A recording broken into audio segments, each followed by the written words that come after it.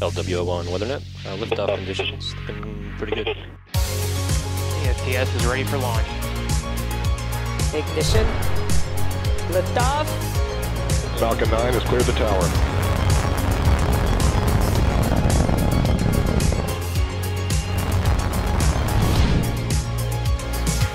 Ten, 9, 8.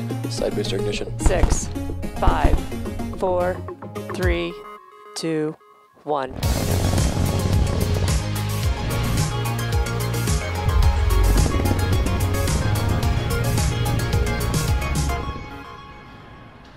Good afternoon. It's Wednesday, May 26th, and on screen is a live view of Falcon 9 as it awaits its 2:59 p.m. Eastern Time launch from Space Launch Complex 40 at Cape Canaveral Space Force Station. My name is Yomei Zhou, a Dragon propulsion engineer, joining you from our headquarters in Hawthorne, California. You're watching a live webcast for the 13th Starlink launch this year and 29th to date. Starlink is a satellite internet constellation designed and manufactured by SpaceX that can provide high-speed, low-latency internet to people living in remote and rural locations around the globe. If you've been following Starlink's progress, you'll know that our Starlink beta service is now available in the United States, Canada, New Zealand, Australia, and several locations around Europe. We're excited to announce that service is now also available in Belgium and the Netherlands. To date, over 500,000 people have placed an order or put down a deposit for Starlink, and with every launch, we get closer to connecting more people across the world. As we launch more satellites, install more ground stations, and continue to improve our networking software, our data speed, latency, and uptime will improve dramatically. In addition to being able to provide our customers with better service, with every Starlink launch, we get closer to our goal of near global coverage of the populated world. As always, head over to starlink.com to learn more. We are now at T-minus 11.5 minutes, and all systems are still go for an on-time liftoff at 2:59 p.m. Eastern Time. With that, let's take a closer look at the rocket that you see on your screen. Hello, I'm Shiva Bharadwaj, a space operations engineer. Now the Falcon 9 on your screen, that's our two-stage liquid-fueled rocket, has been loading propellants since T-minus 35 minutes. Falcon 9 stands 229 feet tall. That's slightly taller than a 21-story building. And much different from our recent Starlink missions, which launched and landed boosters for an 8th, 9th, and even a record-breaking 10th time, the booster that we're flying today is fairly new, having only supported the Sentinel-6A mission last year. Now, the bottom 2/3 of the vehicle is the first stage. You can see some of the soot left over from its previous flight. The first stage accelerates the vehicle through the Earth's atmosphere into space with the help of 9 Merlin engines that it has at its base. Now, as I mentioned, we will be attempting to recover this first stage for the second time on our drone ship named Just Read the Instructions. On top of the first stage, we have our black carbon fiber inner stage, and on top of that is Falcon 9's second stage, which has a single Merlin vacuum or MVAC engine. Once the first and second stages separate, about 2.5 minutes into the mission, the Merlin vacuum engine will ignite and carry our 60 Starlink satellites into an elliptical orbit around planet Earth. Now, you'll also notice this large nose cone at the top of the rocket. That's called a fairing. That's where the stack of Starlink satellites is safely enclosed. The fairing's job is to protect those satellites from aerothermal heating, aerodynamic loads, and contamination during the ascent phase. Once we reach the vacuum of space, we'll jettison those fairing halves as the second stage continues on its journey to orbit. The fairing halves protecting our Starlink payload have quite a history. This will be the first fifth flight for one of the halves. Before today's launch, that half supported 4 previous Starlink missions going back to 2019. The other fairing half will be flying for the 3rd time, previously having supported the Transporter 1 and Starlink 21 missions. Now, today's flight also marks the 40th time SpaceX has reflown fairing halves since November 2019. And of course, we're going to be attempting to recover them today using our recovery vessels named Go Searcher and Go Navigator. Beautiful day at the Cape. Weather is forecast 90% favorable for liftoff, and the recovery conditions look quite good for the booster. So with that, the vehicle, satellites, weather, and range are all looking good for an on-time liftoff just a few minutes from now. Now, for some reason, we do not launch today. We do have a backup opportunity available tomorrow at 2:38 p.m. Eastern Time. Now that you know a little about the structure of Falcon 9 and its engines, the propellant, which is a substance used to create the energy to make the rocket go. Falcon 9 is a bipropellant vehicle, meaning it uses 2 propellants, a fuel and an oxidizer. An oxidizer is a type of chemical which a fuel requires to burn. Most burning on Earth uses oxygen, which is prevalent in the atmosphere. However, in space, there's no atmosphere to provide oxygen or other oxidizers, so rockets need to carry them up on their own. For Falcon 9, our fuel is a refined form of kerosene known as RP1, and our oxidizer is a super-chilled liquid oxygen called LOX. The liquid oxygen is chilled well below its boiling point so that it becomes what we call densified, which means there is a much greater amount of mass per volume, and we can load more of it into the booster. In addition to its propellants, Falcon 9 also needs an ignition source in order to go. And for that, we use the chemical TTEB, or triethyl aluminum and triethyl borane. When it is fully fueled, Falcon 9 holds just over 1 million pounds of propellant that the vehicle will burn through in less than 3 minutes after liftoff. Once our Merlin engines begin to burn RP1 kerosene and liquid oxygen, you'll see the rocket throwing the exhaust out of the engine bells in one direction while pushing the rocket in the other. This is a great example of Newton's third law of motion. For every action, there is an equal and opposite reaction. That 1 million pound weight of propellant is turned into all the flames that you see in flight coming out of the engines, creating the almost 2 million pounds of force exerted on the rocket to lift it up. Now, in order to get to space, the rocket has to do more than just go up. It also has to go sideways really, really fast. At liftoff, gravity is pulling straight down on the rocket. But as we ascend, we'll start to tilt the engines, which is technically referred to as gimbaling. That turns the rocket horizontally. We're still going up, but we're also now heading horizontally away from the launch pad, and that maneuver is referred to as a gravity turn. The rocket typically needs to get to about 7.5 kilometers per second, or about 17,500 miles an hour horizontally, in order to avoid being pulled back down to Earth and to get into orbit. To help demonstrate the concept, imagine we were firing a cannon from a really high mountain. The cannonball will arc, and then gravity will pull it back down to Earth. As you increase the power, the cannonball will arc and land further and further away. Eventually, you could continue to increase the power, and the cannonball will go so fast that it ends up in free fall around the Earth. Gravity's still pulling on it, but it's going so fast that it never hits the ground. This arc that constantly misses the Earth is what we call an orbit. So when we get to liftoff today, keep an eye out on the orientation of Falcon 9. You'll see it initially start to go straight up until about T+10 seconds, at which point we'll start to shift orientation so Falcon 9 can start picking up sideways velocity. But before we get to that, why don't we check in on the status of the vehicle for today's launch? We are currently just under T-minus 5 minutes and 30 seconds from liftoff, and Falcon 9 is now moving into the final stages of the countdown. We are currently waiting for the transporter erector, or TE, to retract, and that's that truss structure right next to the vehicle. First, the TE clamps will open, and the transporter erector will then begin to retract away from the rocket slightly, and at T0, hydraulics will pull the TE farther away from Falcon 9 as it lifts off. Now, the TE provides liquids, gases, electrical connections to the second stage, as well as air conditioning to the payload fairing. Thanks, pressing for Strongback retract. Now, those clamp arms that you can see just below the fairing should start to open soon, and strong back retraction should happen in just a few seconds here.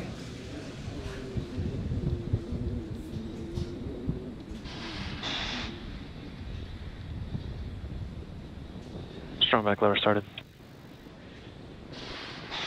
You heard strong back has started to retract. You can see those clamp arms opening around the Falcon's second stage there.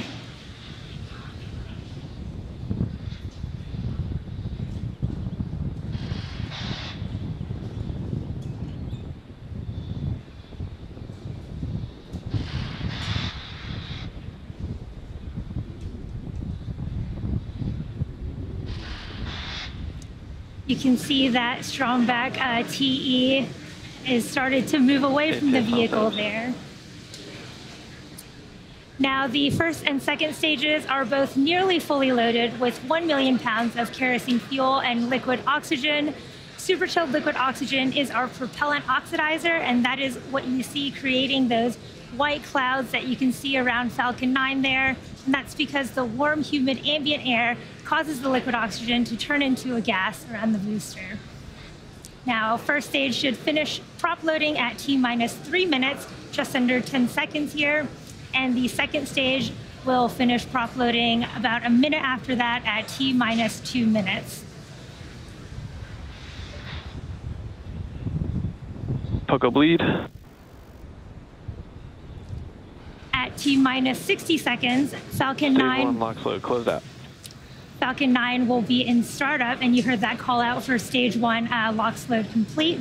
And when Falcon 9 gets in startup at T-minus 60 seconds, this means that the rocket's autonomous internal flight computers have taken control of the launch countdown. And just inside of T-minus 2 seconds, we light the Merlin 1D engines using that T-type ignition source we talked about, and we're set to lift off. The Starlink payload continues to be healthy, and the Falcon 9 team is tracking no issues on the rocket. Weather is still looking favorable, and the range is green for launch. So here at just over T-minus 2 minutes, let's listen in on the terminal countdown.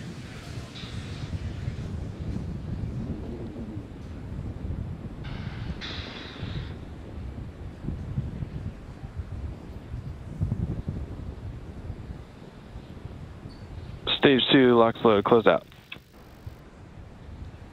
We have just finished loading our second stage. Our Falcon 9 is now fully loaded with over 1 million pounds of kerosene, RP1, and liquid oxygen.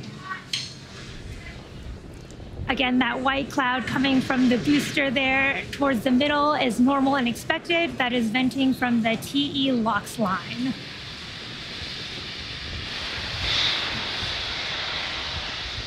Again, at T-minus 1 minute, Falcon 9 will go into startup, and this is when stage 1 and stage 2 will begin pressurizing for launch, and the flight computer will have taken control of the countdown.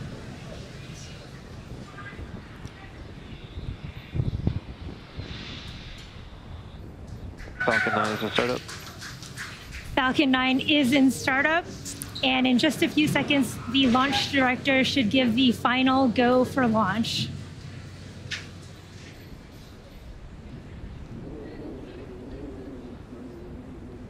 Stage 2, pressing for flight. Falcon 9, Starlink LDs go for launch. You heard that call out for go for launch. All systems are go. T-minus 30 seconds. Let's listen in to the terminal count and watch as Falcon 9 takes our Starlink satellites to orbit.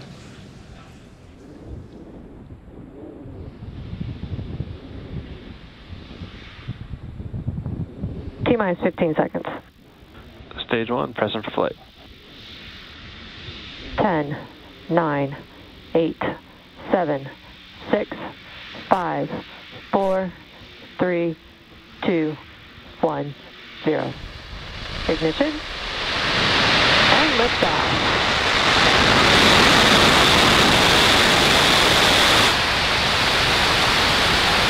Vehicle is pitching downrange.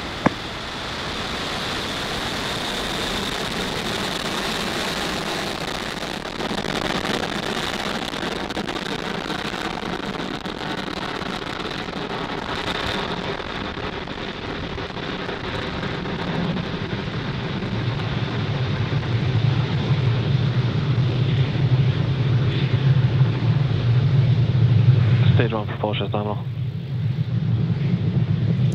What a beautiful day for a rocket launch here. As you can see, Falcon 9 has successfully lifted off from Pad 40 at Cape Canaveral Space Force Station, carrying our stack of 60 Starlink satellites to orbit.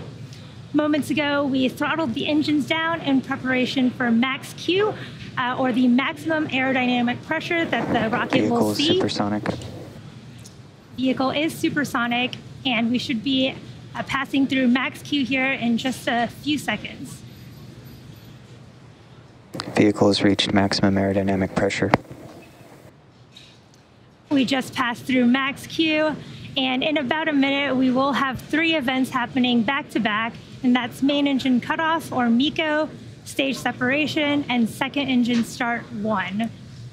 So first, main engine cutoff. That is where all 9 Merlin 1D engines that you can see burning right now will shut off to slow the vehicle down in preparation for stage separation. And this is where the first stage separates from the second stage. Chill has begun.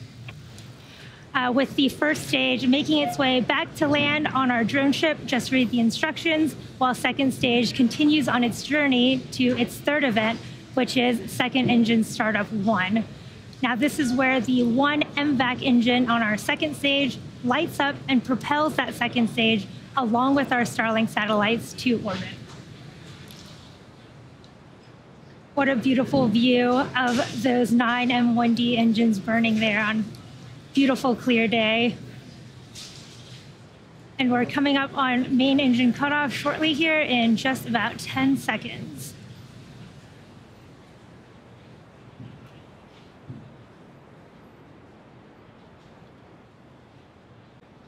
MECO. Stage separation confirmed.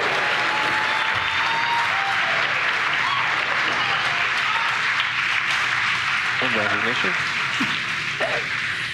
You can see in that beautiful footage that we did just have MECO, stage separation, and second engine startup 1. Those grid fins are coming out on the first stage there on the left. And in just a few seconds, we should have our fairing deploy.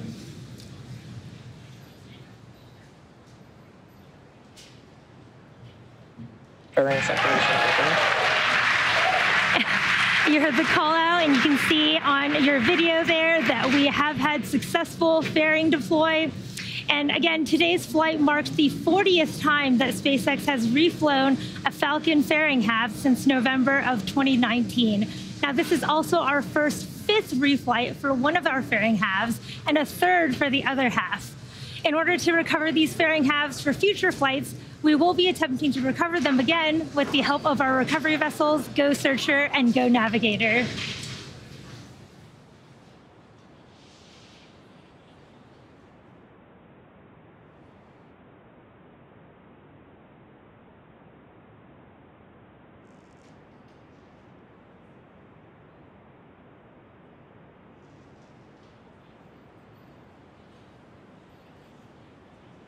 Stage 2 continuing towards its first orbit on the right-hand side of your screen. Left-hand side of your screen, you can see Falcon 9's first stage reorienting itself for its next 2 activities. That'll be 2 burns to come back safely to Earth. First of those being the entry burn. That's where we'll ignite 3 of the Merlin 1D engines to help slow down the first stage as it re-enters the upper parts of the Earth's atmosphere.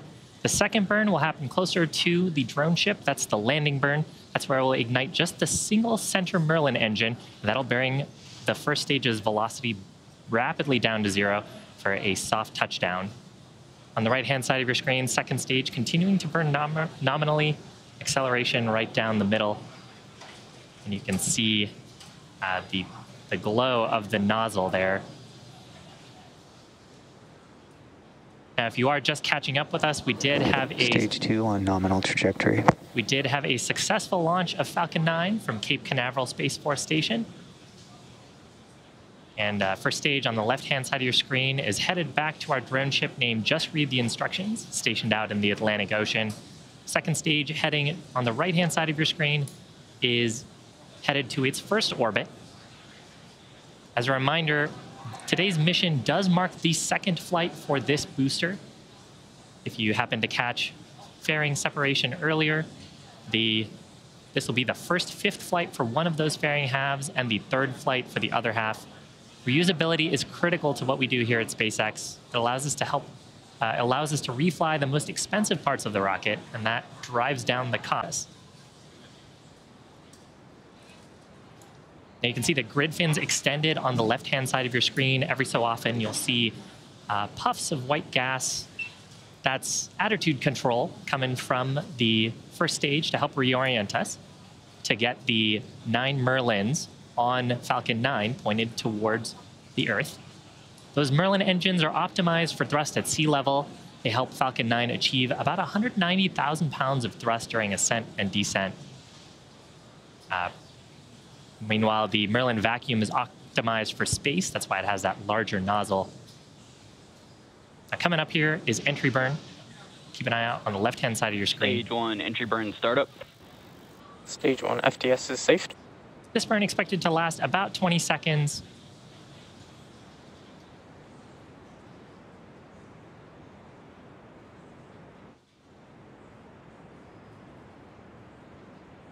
Stage 1 entry burn shutdown. And successful shutdown of those 3 Merlin engines. Now, if you followed along our missions in the past, you'll know that soot Stage on 2 the first continues stage on nominal trajectory. is an indication that the rocket has flown before. That's because we use rocket-grade kerosene, or RP1, as our fuel in Falcon 9. That's a carbon-based propellant. As we burn it, it generates soot.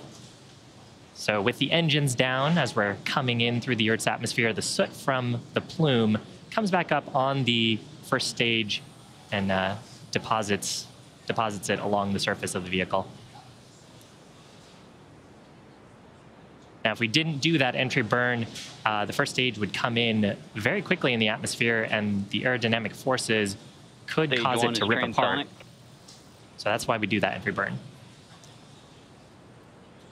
And we did temporarily lose the video feed, but we'll hopefully... There we go. Beautiful view. Now, at this point, since we're in the Earth's atmosphere, those grid fins will take over orientation and trajectory back towards the drone ship. Now, coming up, stage 1 landing burn will begin. Shortly after landing burn ends, landing burn startup. The second stage's engine will shut down. We should be in our expected orbit there. So keep an eye out, see if we can get a video feedback for the first stage.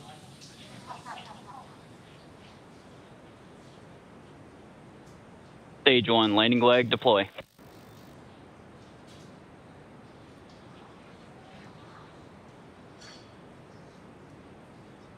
Fantastic, right down the middle.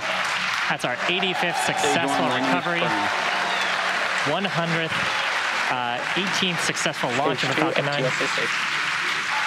Now keep an ear out here for second engine cutoff number 1 on the second stage. And with that, navigation officer, we did hear the call out there for SECO. Navigation officer will be checking Expected loss of signal. the parameters. Make sure we are in our intended orbit. Nominal orbit insertion. Fantastic news.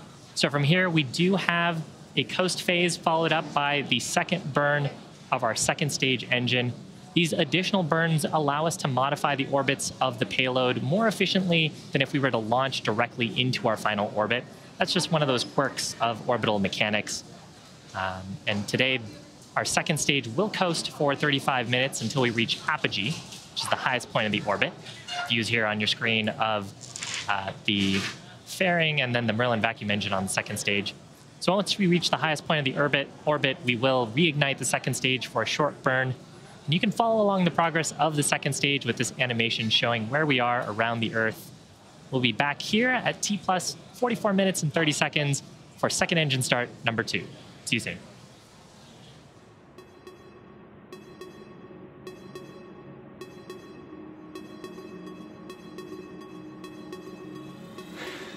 Acquisition of signal, Newfoundland.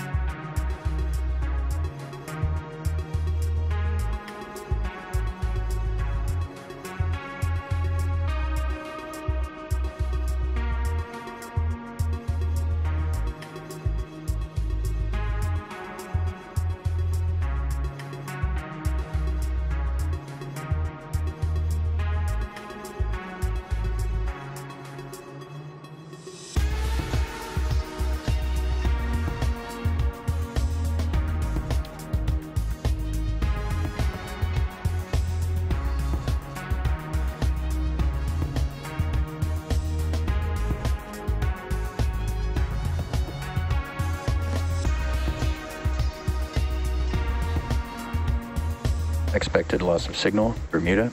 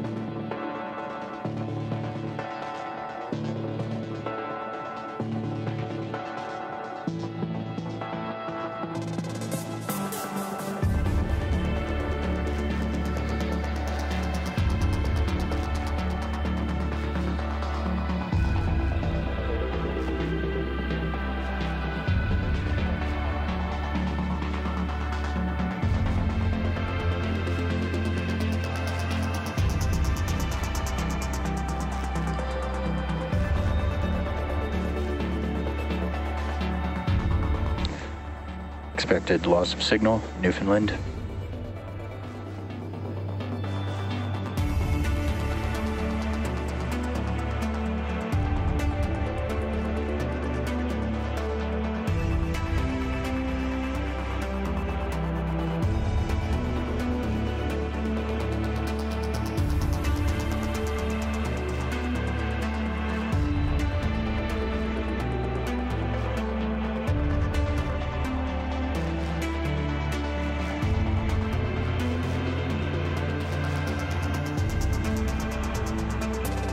Acquisition of signal, Goonhilly.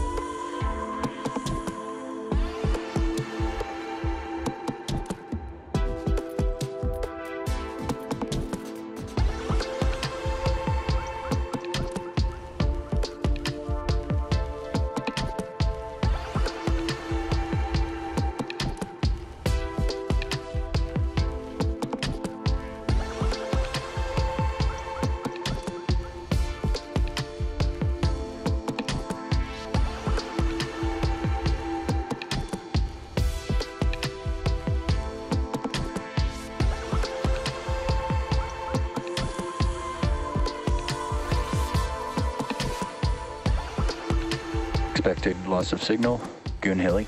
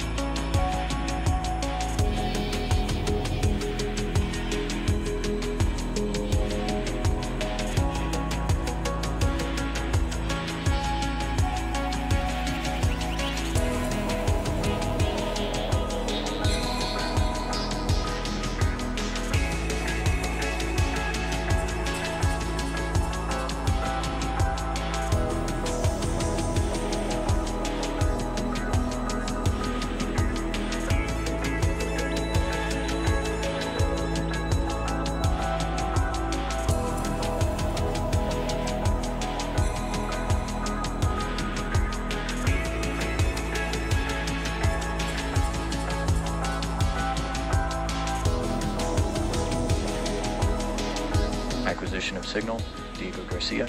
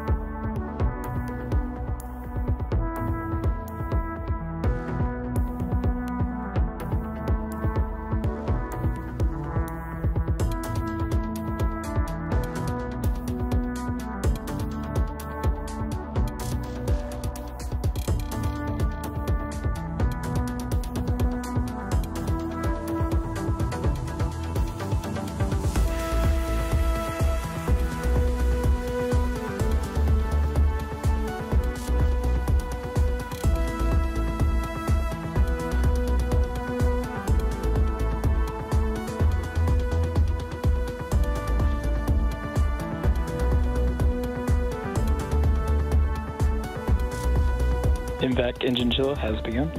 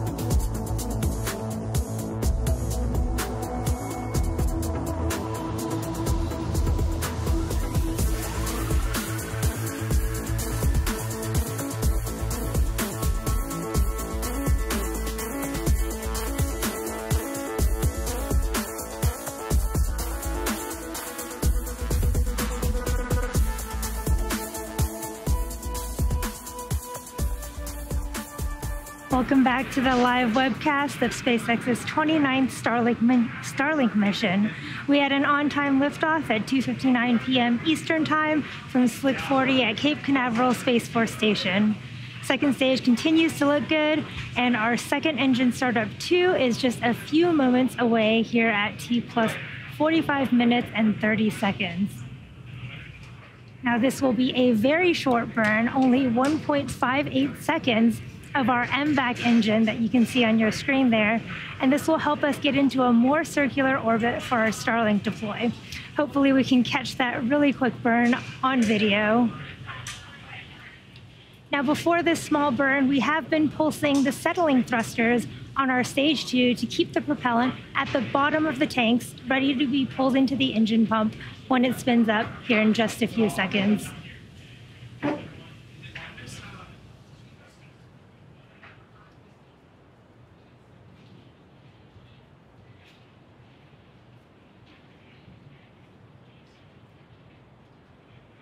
Again, we're just waiting for acquisition of signal from our ground station.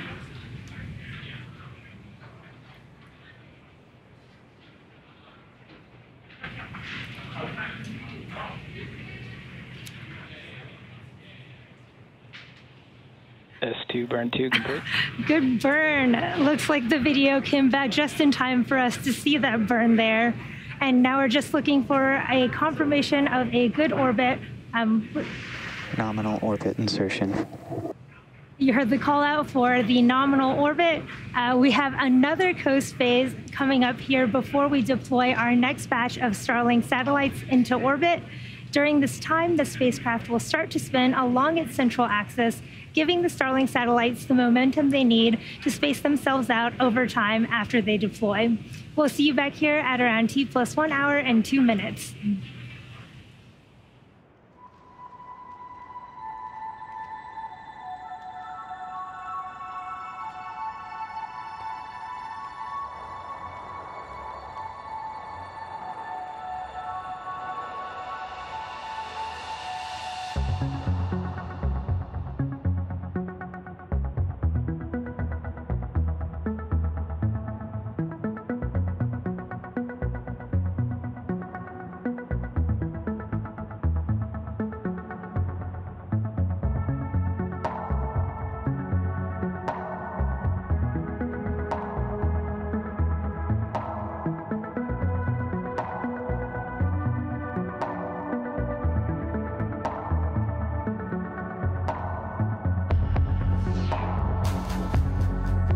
Expected loss of signal, Diego Garcia.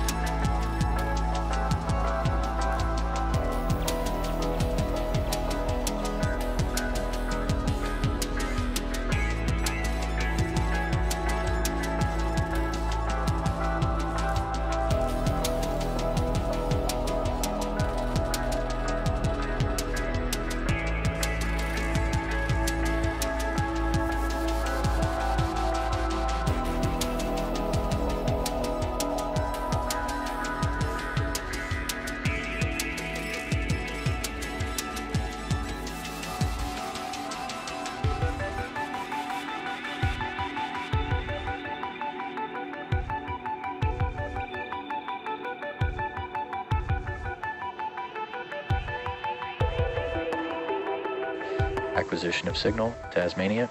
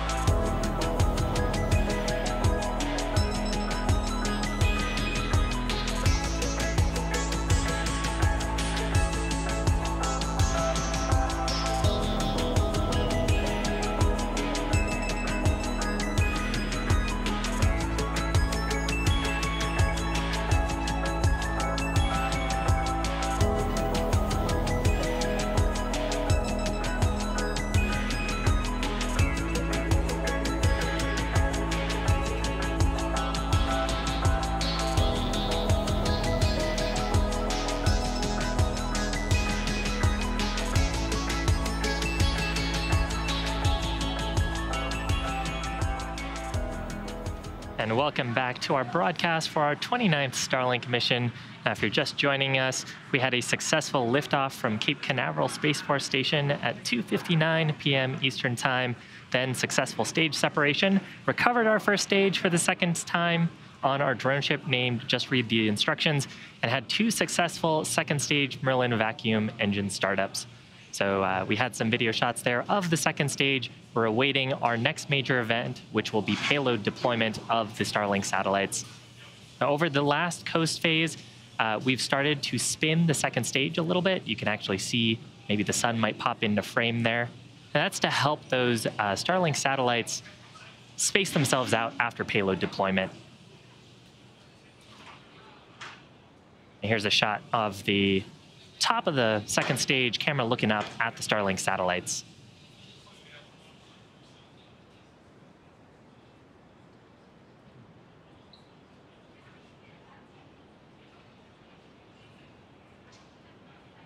So coming up, payload deployment.